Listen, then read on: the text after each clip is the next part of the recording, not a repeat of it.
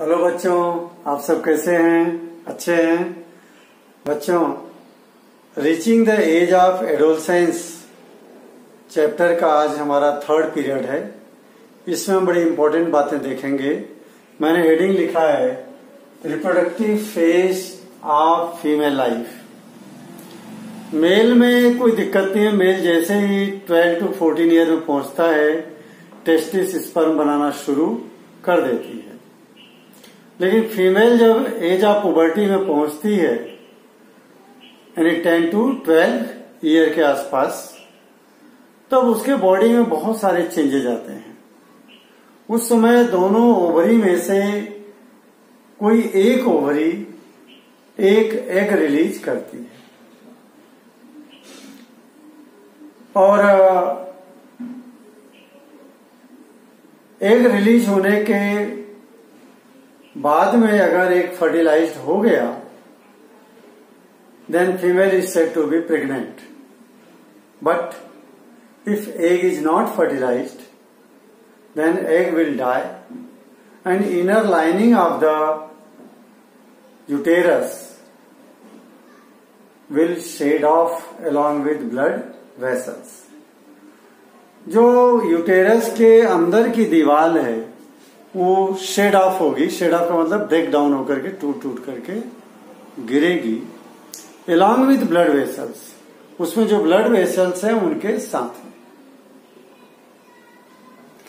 दोनों dead egg और जो वेस्ट है ब्लड वेसल्स के साथ में इनर लाइनिंग का both come out from the body of female for 2 to 5 days। This is known as menstruation. क्या कहलाएगा? मेंस्ट्रुएशन। बच्चों, menstruation repeat after every 28 to 30 days। Female में हर 28 से 38 डेज पे मेंस्ट्रुएशन रिपीट करेगा। और अगर एक फर्टिलाइज्ड हो गया then female is said to be pregnant and after the menstruation will stop. Menstruation अब होना बंद हो जाएगा। कब तक? Till the birth of the baby. बच्चे का जब जन्म हो जाएगा उसके बाद में again menstruation will start. Menstruation फिर से शुरू हो जाएगा। फीमेल के लाइफ में पहली बार जब मेंस्ट्रुएशन शुरू होता है उसके लिए हमारे साइंस में एक नया वर्ड दिया है मिनार्क। क्या दिया है? मिनार्क। और फीमेल में मेंस्ट्रुएशन तब तक चलेगा जब तक वो 45 से 50 तक की एज में पहुंच नहीं जाती। When she reaches at the age of 50, then menstruation will stop permanently। हमेशा के लिए मेंस्ट्रुएशन बंद हो जाता है। This is known as menopause. इसको क्या कहेंगे? मीनापोज। और ये मीनापोज के बाद में फीमेल जो है रिप्रोडक्शन के लायक नहीं रहती। She can't deliver the baby, she can't be pregnant. ये 2-3 बातें लिखते हैं बच्चों। फर्स्ट क्या है? मिनार्क।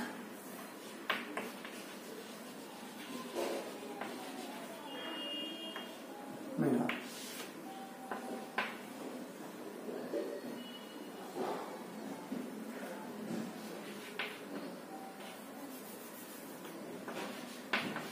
At the age of puberty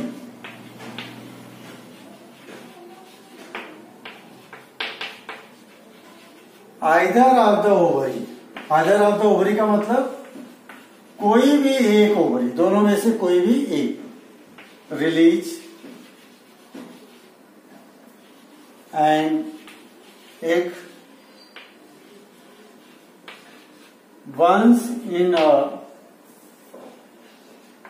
28 to 30 days. 20 से 30 दिन के दौरान कोई एक एग रिलीज होगा एक बार के बाद, और एक ही ओवरी एक एग रिलीज करेगी। If egg is fertilised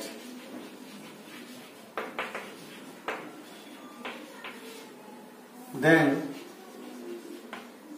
female is said to be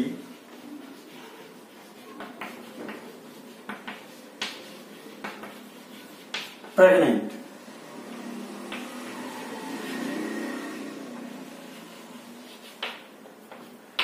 लिखा मैंने at the age of puberty either of the ovary, either of the ovary का मतलब कोई भी एक ovary release an egg once in 28 to 30 days, 28 से 30 दिन के दौरान जो है एक बार एक एग रिलीज करेगी। If egg is fertilized then female is said to be pregnant. अब अगर एग फर्टिलाइज नहीं होगा तब क्या होगा? If egg is not fertilised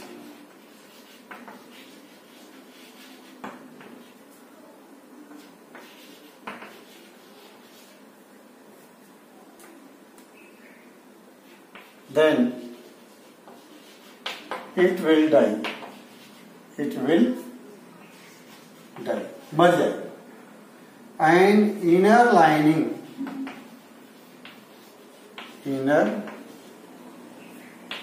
lining of uterus shed off, shed off का मतलब टूट करके गिरना, यहां मैं लिखता हूं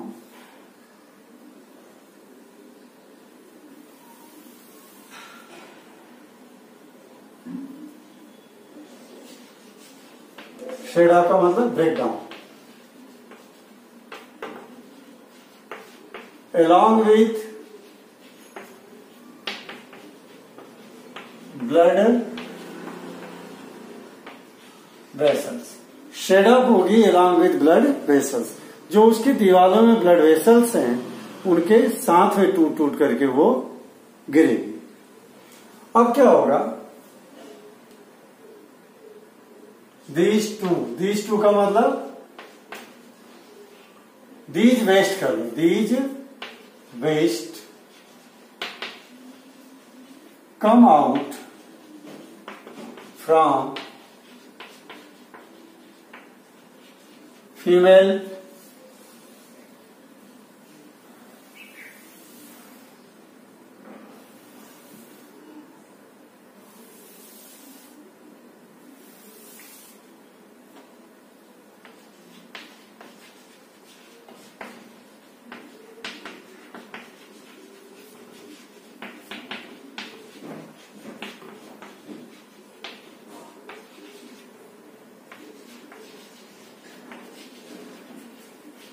देखिए, these wastes come out from female body for 2 to 5 days in the form of bleeding.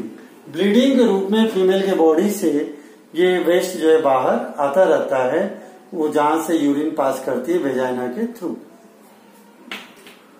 This is called menstruation. इसी को हम क्या कहेंगे? मेंस्ट्रुएशन। बहुत इंपॉर्टेंट डिफाइन है, एग्जाम में बार बार पूछी गई है। तो मेंस्ट्रुएशन में इतना लिखना है कि हर 28 दिन पे या 30 दिन पे दोनों ओवरी में से कोई एक ओवरी एक एग रिलीज करेगी। अगर एक फर्टिलाइज हो गया तो फीमेल क्या हो जाएगी? प्रेग्नेंट हो जाएगी। अगर एक फर्टिलाइज नहीं हुआ तो एक डेड हो जाएगा और यूटेरस के अंदर की दीवार टूट करके गिरेगी और ये ब्लड वेसल्स के साथ में ये दोनों वेस्ट शरीर से बाहर आएंगे। कितने दिन तक? 2 से 5 दिन तक। इसी को हम क्या कहते हैं? मेंस्ट्रुएशन। ठीक। फीमेल में जो पहली बार मेंस्ट्रुएशन शुरू होता है, और एक चीज ध्यान रखना, ये मेंस्ट्रुएशन रिपीट होगा। अगर फीमेल प्रेग्नेंट हो गई है तो ये मेंस्ट्रुएशन स्टॉप हो जाएगा। ये भी लिख लो।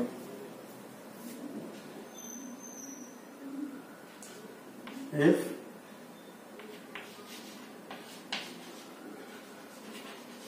female is pregnant, menstruation will stop till the delivery of baby. After delivery, it will again start. After delivery it will again start, दोबारा शुरू हो जाएगा। और फीमेल में जब पहली बार हो रहा है तो इसको क्या नाम बताया था मैंने? मेनार्क।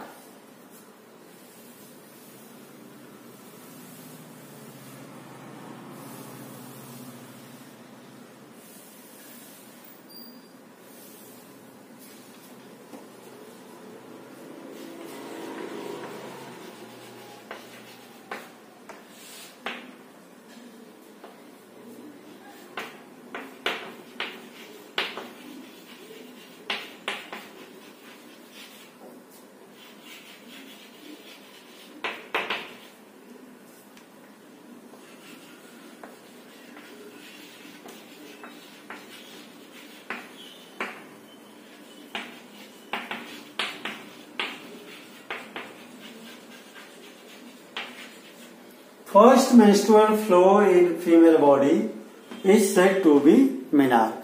बच्चों बहुत शुभ दिन है। साउथ में इस दिन को बहुत फेस्टिवल के रूप में मनाते हैं, पूजा पाठ घरों में करते हैं, गर्ल्स की पूजा की जाती है।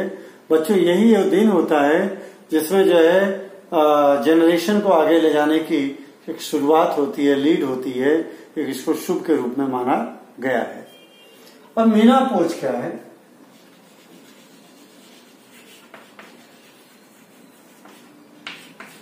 When female reaches at the age of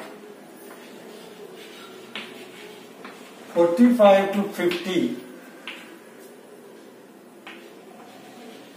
menstruation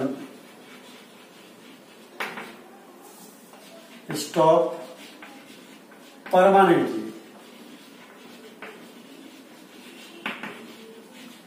This is called menopause. इसी को क्या कहा गया है? मेनोपॉज। अब इसके बाद female is not able for reproduction.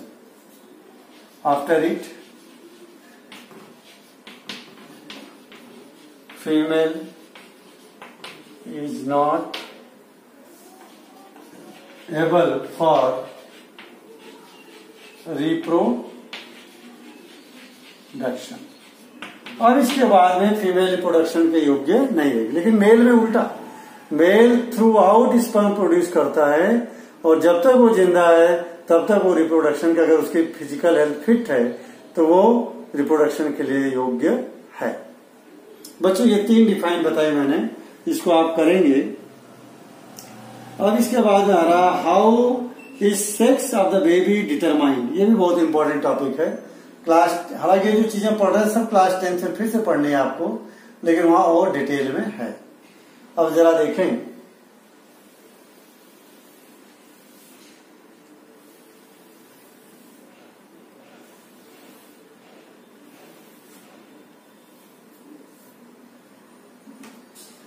How sex of a baby is determined. बहुत ही इंपॉर्टेंट क्वेश्चन है। 10th क्लास में तो अक्सर आता ही आता है एग्जाम में।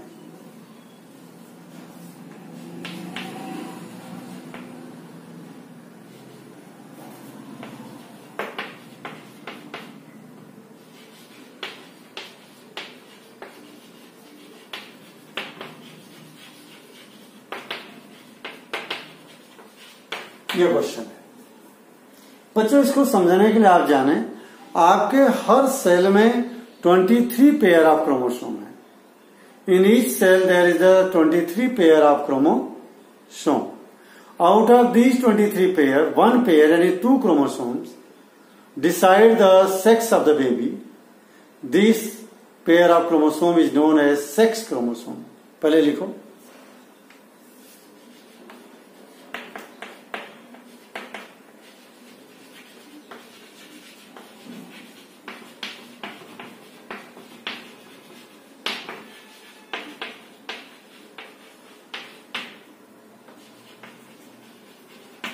each cell have 23 pair of chromosome.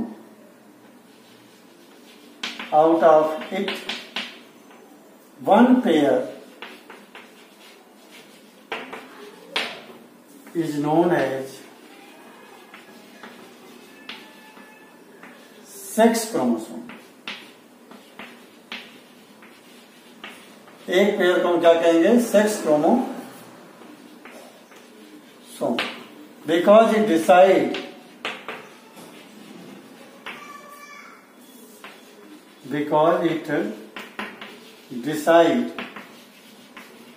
Sex of a baby के सेक्स को ये डिसाइड करता है, इसलिए इसको हम क्या बोलते हैं? Sex chromosome. इसमें एक पेयर में 2 क्रोमोसोम हो गए, उनको नाम दिया गया है X and Y.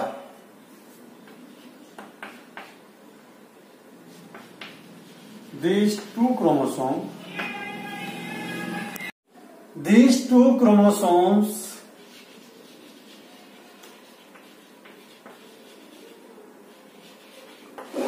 are known as X and Y। दोनों को टू क्रोमोसोम का एक पेयर जो है, जिसको हम सेक्स क्रोमोसोम कह रहे हैं।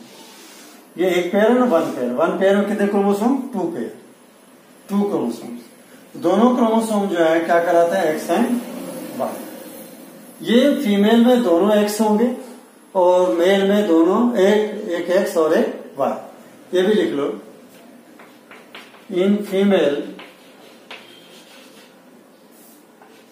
Both are X and in mail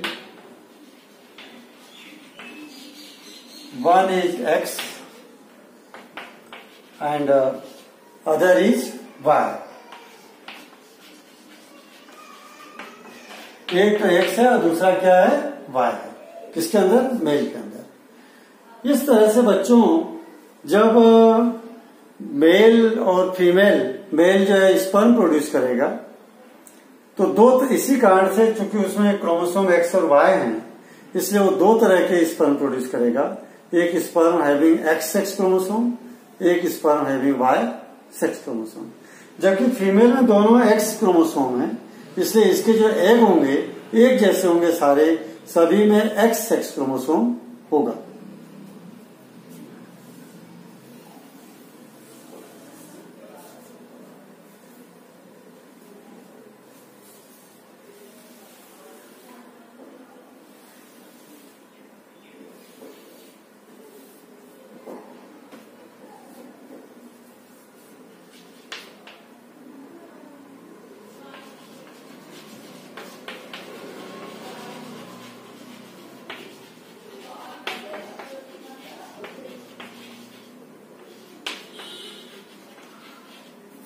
Male produces 2 type of sperm. Number 1, या A, sperm having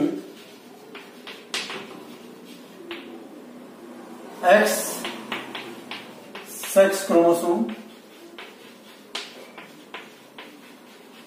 दूसरा B, sperm having Y sex chromosome.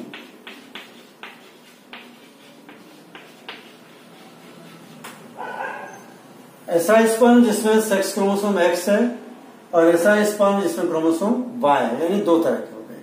ठीक। जबकि फीमेल क्या करेगी? फीमेल प्रोड्यूसेस ओनली 1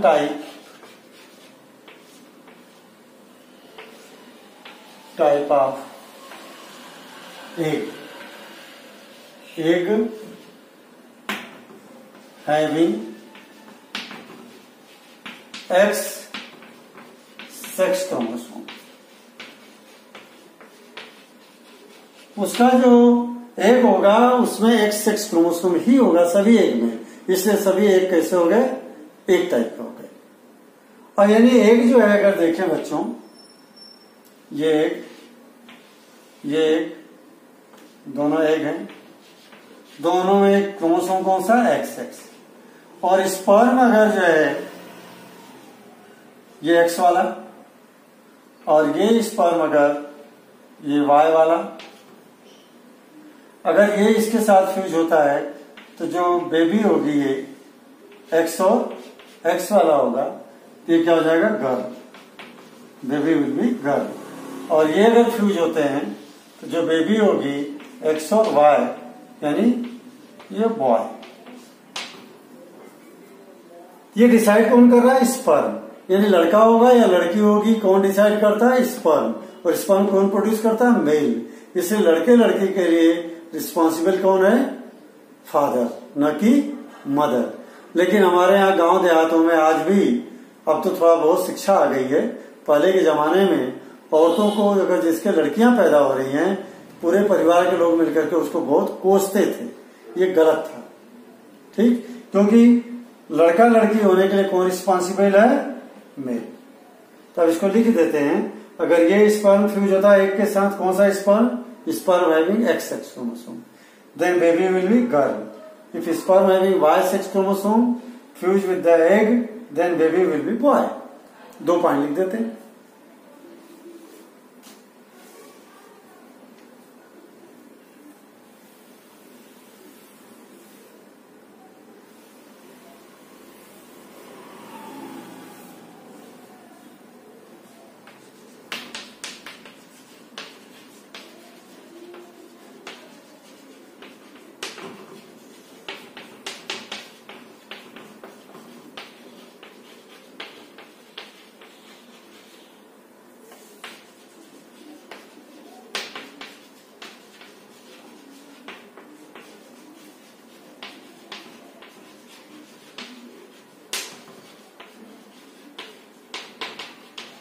देखिए, if sperm having X sex chromosome fuse with egg, then baby will be girl. अगर sperm में X sex chromosome है और एग के साथ फ्यूज होता है तो बेबी क्या होगी, ये गर्ल। ये स्पर्म, ये दोनों क्या हैं, स्पर्म, और ये दोनों एग। ये स्पर्म इसके साथ फ्यूज होता है तो गर्ल, और ये स्पर्म इसके साथ फ्यूज होता है तो boy. Fifth, if sperm having Y sex chromosome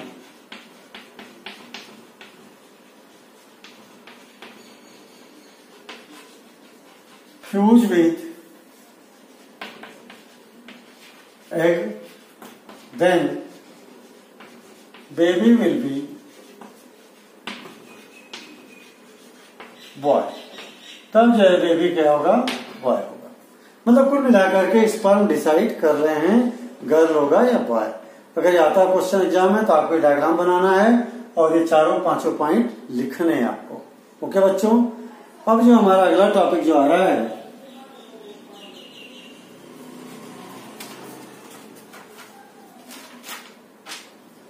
reproductive health के बारे में। इन एडोलसेंस एज में हेल्थ को बहुत ध्यान रखना पड़ता है।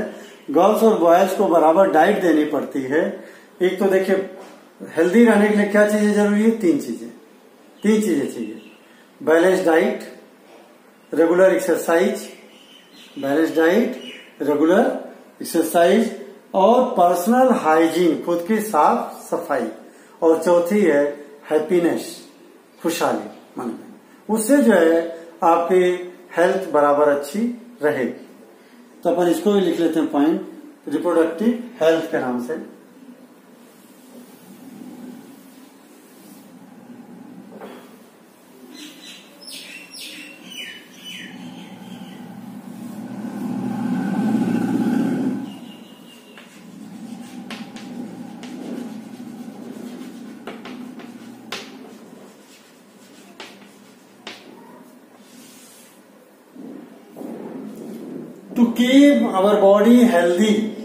To keep our body healthy,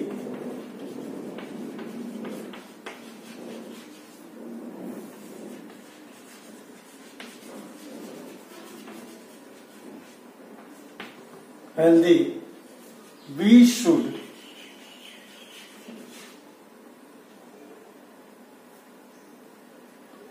have number 1 regular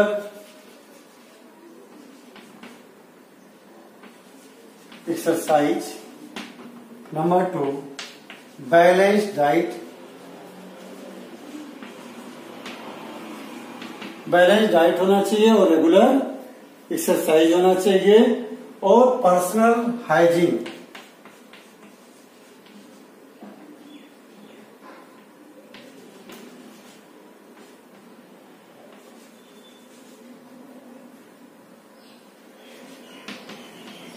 personal hygiene और चौथा हैप्पीनेस।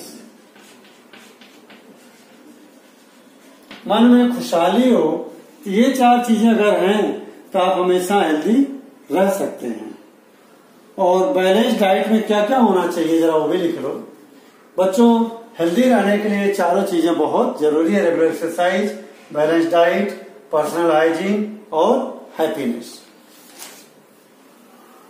ये नंबर 1 बात हो गई।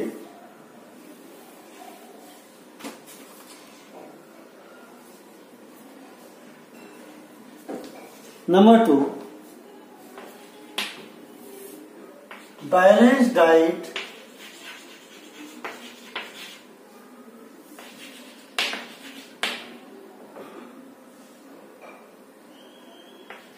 must include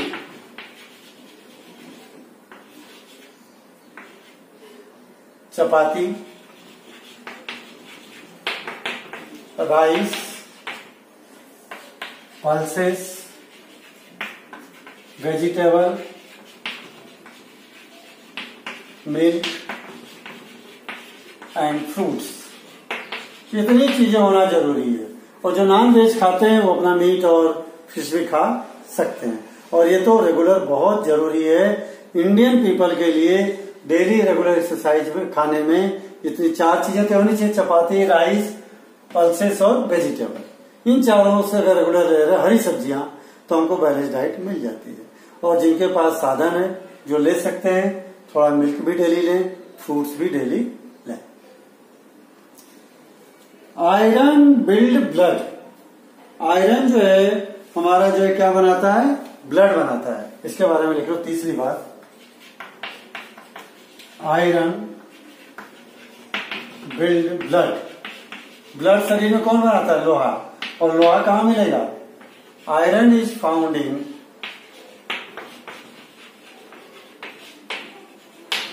green leafy vegetable. पत्ते वाली जितनी सब्जियां हैं उनमें सब में मिलेगा। और इसके अलावा जैगरी, गुड़,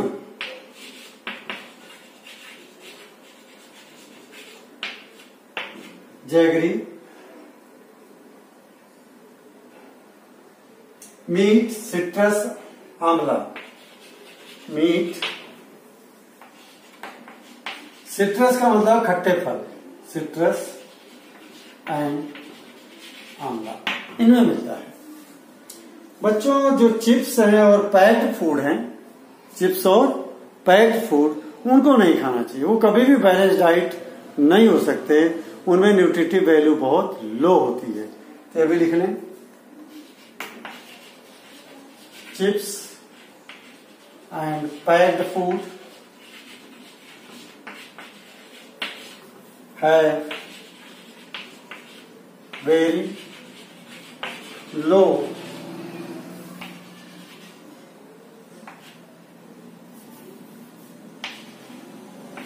न्यूट्रिटिव वैल्यू। इनमें जो न्यूट्रिटिव वैल्यू बहुत कम होती है। इसलिए चिप्स के ऊपर ये मत सोचो कि चिप्स खा लिया पेट भर गया, चाय पी लिया पेट भर गया। पेट फूल जाता है, भरता नहीं है, गैस बन जाती है पेट में। इसलिए पैकिंग का फूड और चिप्स से कभी पेट भरना नहीं चाहिए। अब बच्चों, हमारा एक लास्ट टॉपिक है पर्सनल हाइजीन। पर्सनल हाइजीन मतलब खुद की साफ सफाई।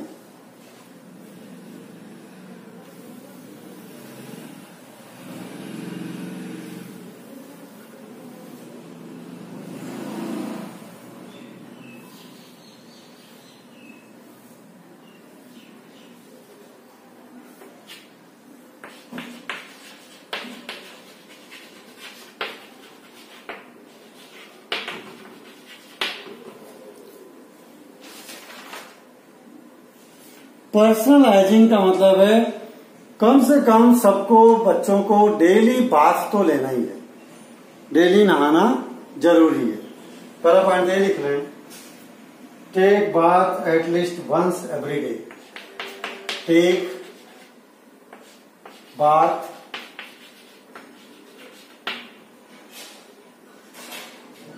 एटलीस्ट वंस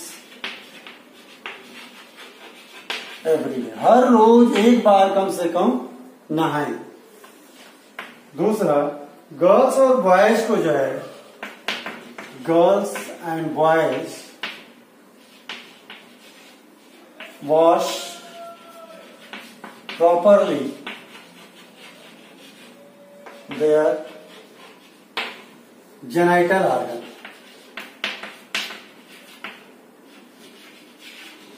यानी प्राइवेट ऑर्गन, प्राइवेट ऑर्गन को जो है प्रॉपर रूप से डेली वॉश करें। ये बहुत जरूरी है बच्चों, साफ सफाई जरूरी है। कारण क्या, अगर सफाई नहीं रखेंगे तो वहां पर बैक्टीरिया की ग्रोथ होगी, इन्फेक्शन हो जाएगा और आपको प्रॉब्लम बढ़ जाएगी। इसलिए जेनाइटल ऑर्गन्स की सफाई रखना बहुत जरूरी है। Never take drugs because they ruin health and happiness. तीसरा, never take drugs because it ruin का मतलब बर्बाद कर देना, RUIN, ruin का मतलब डैमेज कर देना, बर्बाद कर देना। ruin हेल्थ एंड हैप्पीनेस,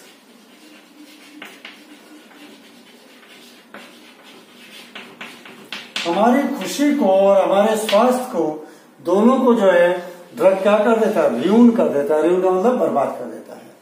ठीक है, अब बात आती है चौथी, एड्स के बारे में। फोर्थ, एड्स, इसका फुल फॉर्म जरूर याद कर लेना, मैं लिख देता हूं,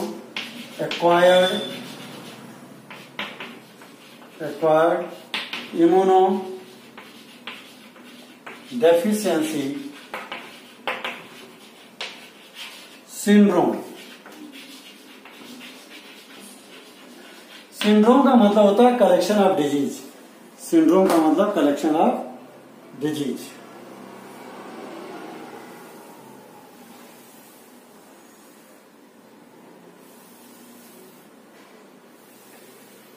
बच्चों, मैं पर्सनल हाइजीन में एड्स के बारे में क्यों बता रहा हूं, इसलिए कि खुद की साफ सफाई तो रखना है, लेकिन एड्स की जानकारी भी होना बहुत जरूरी है।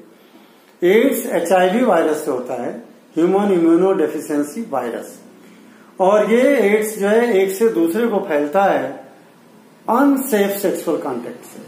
अगर हम अपने पार्टनर को नहीं जानते हैं और सेक्सुअल कांटेक्ट बना लेते हैं तो हो सकता है आपको एड्स हो जाए। इसलिए सतर्क किया जाता है कि अनसेफ सेक्सुअल कांटेक्ट न करें। प्रेग्नेंट वुमेन से उसके बेबी को भी हो सकता है, इन्फेक्टेड सिरिंज से भी हो सकता है, इन्फेक्टेड ब्लड अगर ट्रांसमिशन किया जा रहा है एक बॉडी से दूसरे बॉडी में तो उससे भी हो सकता है। ये एड्स की बात लिख लें। नंबर 1 तो हो गया फुल फॉर्म, नंबर इसी का फोर्थ का ए कर लें इसको, बी,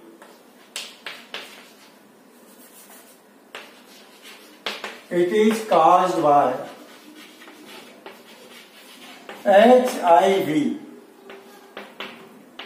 human immunodeficiency वायरस। क्या कहते हैं इसको, ह्यूमन इम्यूनोडेफिशिएंसी वायरस, इसके द्वारा होता है। और कैसे फैलेगा ये, it can spread through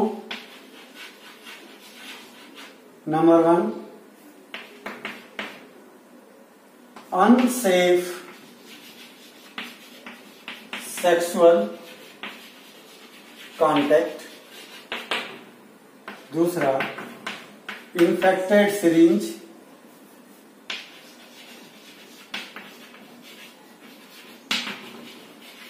अब तो भाई डिस्पोजल सिरिंज यूज करते हैं, जो सुई देता है डॉक्टर तो हमेशा नई सुई लेकर के सबको देता। पहले के जमाने में जब हम लोग छोटे थे, एक ही सुई पूरे गांव में काम आती थी।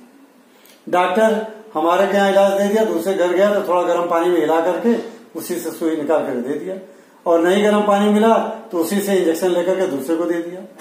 तो ये एड्स की बीमारी इस तरह से एक को है तो दूसरे को जा सकती है। तीसरा, infected mother to her baby.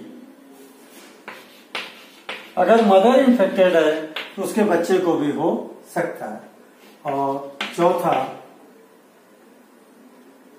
Transfusion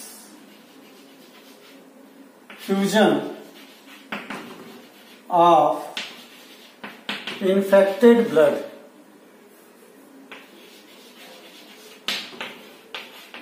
मान लो किसी व्यक्ति को ब्लड की जरूरत है, ब्लड एक बॉडी का लिया, एक हेल्दी व्यक्ति का, दूसरे को दे दिया। अपन को तो लग रहा है हेल्दी है, लेकिन हो सकता है उसको HIV वायरस से इन्फेक्टेड हो, ठीक, और उसका ब्लड लिया दूसरे को दे दिया तो उसको भी एड्स हो जाएगा। ठीक बच्चों, एड्स होना अलग बात है, HIV इन्फेक्टेड होना अलग बात है। एड्स होने का मतलब है, देखो HIV इन्फेक्टेड व्यक्ति है तो जरूरी नहीं कि सिम्टम्स हो, वो बहुत लंबा जी सकता है अगर वो दूसरी बीमारियां उसके शरीर में ना आए तो। रियल में जो एड्स के वायरस हैं व्यक्ति के इम्यून सिस्टम को डैमेज करते हैं, बीमारी से लड़ने की क्षमता को, ठीक, उसको डैमेज कर देते हैं। उससे जब डैमेज हो जाता है तो सर्दी जुकाम हुआ ठीक ही नहीं होगा, मलेरिया हुआ ठीक ही नहीं होगा, टाइफाइड हुआ ठीक ही नहीं होगा, पीलिया हो गया ठीक ही नहीं हो गया। इस तरह से एक शरीर में बहुत सारी बीमारियां एक साथ घर कर जाती हैं। उस सिचुएशन को हम बोलते हैं सिंड्रोम।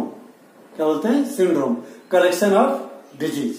तो इसी को हम बोलते हैं AIDS, acquired immunodeficiency syndrome. ये ध्यान देना, व्यक्ति